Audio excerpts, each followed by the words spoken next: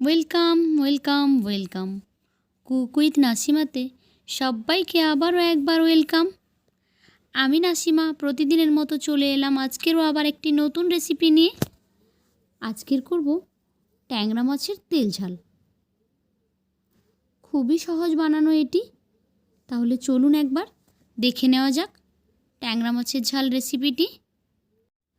প্রথমে এখানে আমি কিছু ট্যাংরা মাছ নিয়ে নিয়েছি। ট্যাংরা মাছগুলো বেশ বড় সাইজের, এগুলোকে ধুয়ে পরিষ্কার করে নিয়েছি। এখন লবণ দিয়ে দিলাম কিছুটা, তার সঙ্গে দিয়ে দিচ্ছি হাফ চামচ হলুদ গুঁড়ো, দিয়ে দিচ্ছি হাফ চামচ লঙ্কা গুঁড়ো, দিয়ে হাত দিয়ে খুব ভালোভাবে মিক্স করে নিচ্ছি। এখন এটাকে ম্যারিনেট করে 5 মিনিটের জন্য রেখে দেব। 5 মিনিট পরে গ্যাসে আমি কড়াই একটা বসিয়ে দিয়েছি। প্যানটা গরম হতেই এর মধ্যে দিয়ে দিয়েছি কিন্তু সর্ষের তেল।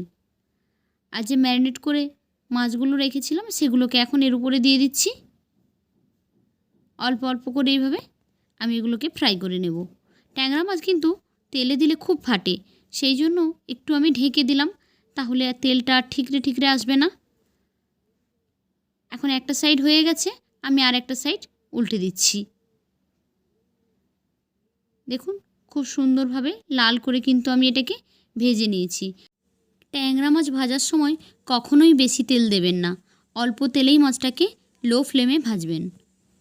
এখন এটা আমি বোলের মধ্যে নিয়ে নিচ্ছি 1 চামচ ইয়েলো সর্ষে, আর তার সঙ্গে দিয়ে দিচ্ছি 1 চামচ পোস্ত।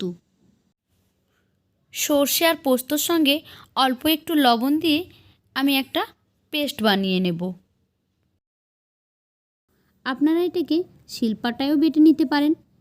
যদি সর্ষে আর পোস্তকে 10 মিনিট জল দিয়ে ভিজিয়ে রাখেন তাহলে কিন্তু এটা অনেকটা ফুলে যাবে আর পেস্টটা খুব ভালোভাবে হয়ে যাবে। এখন এটার আমি একটা পেস্ট বানিয়ে নিয়েছি। ততক্ষণে মাছগুলো আমার একদম দুটো সাইড ভালোভাবে ফ্রাই হয়ে গেছে। এখন আমি ওগুলোকে তুলে নিচ্ছি। বাকি যে মাছগুলো রয়েছে একই প্রসেসেই কিন্তু আমি এগুলোকে ফ্রাই করে নেব। আর এই পর্যায়ে আমি তৈরি করে নিচ্ছি একটা মশলা। দিয়ে দিলাম 1 চামচ হলুদ গুঁড়ো, দিয়ে দিলাম 1 চামচ লঙ্কা গুঁড়ো, 1 চামচ জিরে গুঁড়ো, 1 চামচ ধনে গুঁড়ো। তার সঙ্গে জল দিয়ে আমি এটাকে একটা পেস্ট বানিয়ে নিচ্ছি। তাহলে রান্নার কালারটাও খুব সুন্দর আসবে আর একটা বাটা মশলার মতো টেস্টও পাওয়া যাবে। এখন গ্যাসে আমি কড়াই বসিয়ে দিয়েছি, দিয়ে দিলাম পরিমাণ মতো সর্ষের তেল, দিয়ে তার উপরে দিয়ে দিচ্ছি আমি পেঁয়াজ কুচি। পেঁয়াজটা আমি একদম মিহি করে কেটে নিয়েছি। আপনারা কিন্তু চাইলে এটাকে একদম পেস্টও বানিয়ে নিতে পারেন। এখন তেলের উপরে পেঁয়াজটা একটু নাড়াচাড়া করে পেঁয়াজটাকে সফট করে নিচ্ছি। ততক্ষণ পর্যন্ত এটাকে একটু ফ্রাই করব, যতক্ষণ না পেঁয়াজটা খুব ভালোভাবে সফট হয়ে যায় ততক্ষণ। এখন দিয়ে দিলাম 1 চামচ আদা রসুনের বাটা।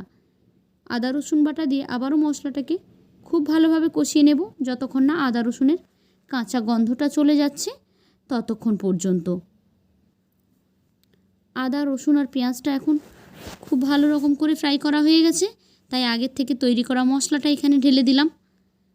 দিয়ে কিছুক্ষণ মশলাটাকে কষিয়ে নেব, সমস্ত মশলার যতক্ষণ না কাঁচা গন্ধ চলে যায় ততক্ষণ পর্যন্ত, আর যতক্ষণ না তেল ছাড়তে শুরু করে। মশলা থেকে তেল ছাড়তেই দিয়ে দিলাম আগের থেকে বেটে রাখা সর্ষে আর পোস্তটা। আবারও খুব ভালোভাবে মশলাটাকে কষিয়ে নেব। মশলাটাকে আমি কিছুক্ষণের জন্য ঢেকে দিচ্ছি, ঢেকে খুব ভালোভাবে কষিয়ে নিচ্ছি।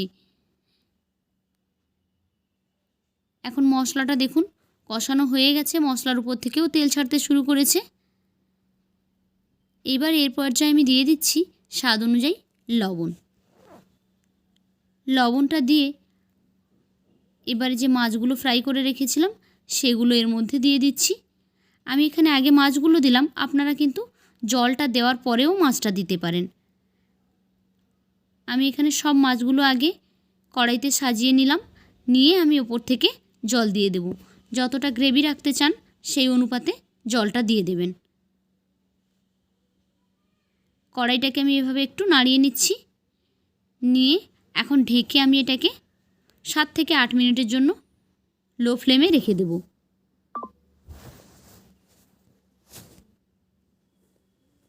7-8 মিনিট পরে আমি ফিরে এলাম। দেখুন রান্নাটা আমার মোটামুটি একদম কমপ্লিট হয়ে গেছে। গ্রেভিটা অনেকটাই ঠিক হয়ে গেছে। এখন এটাকে আমি ঢেকে গ্যাসে 5 মিনিটের জন্য স্ট্যান্ডিং টাইমে বসিয়ে রেখে দিলাম। 5 মিনিট পর ফিরে এলাম। দেখুন রান্নার কালারটা ভীষণই সুন্দর হয়েছে, খেতে ভীষণ সুন্দর। তো কেমন লাগলো বন্ধুরা আজকের এই রেসিপিটি? যদি ভালো লেগে থাকে আপনাদের কাছে তাহলে লাইক, কমেন্ট অ্যান্ড শেয়ার করতে ভুলবেন না। আর এরকমই সহজ সরল রেসিপি পেতে আমার চ্যানেলটিকে সাবস্ক্রাইব করে বেল আইকনটিকে প্রেস করে নোটিফিকেশান বাটন অন করে দেবেন। তাহলে নতুন ভিডিও আপলোড করলেই সেই ভিডিও আপনাদের কাছে সঙ্গে সঙ্গে পৌঁছে যাবে। তো আজকের মতো এই পর্যন্তই। আবারও ফিরে আসবো আগামীকাল নতুন একটি ভিডিও নিয়ে। ততক্ষণের জন্য সবাই ভালো থাকুন। Bye bye.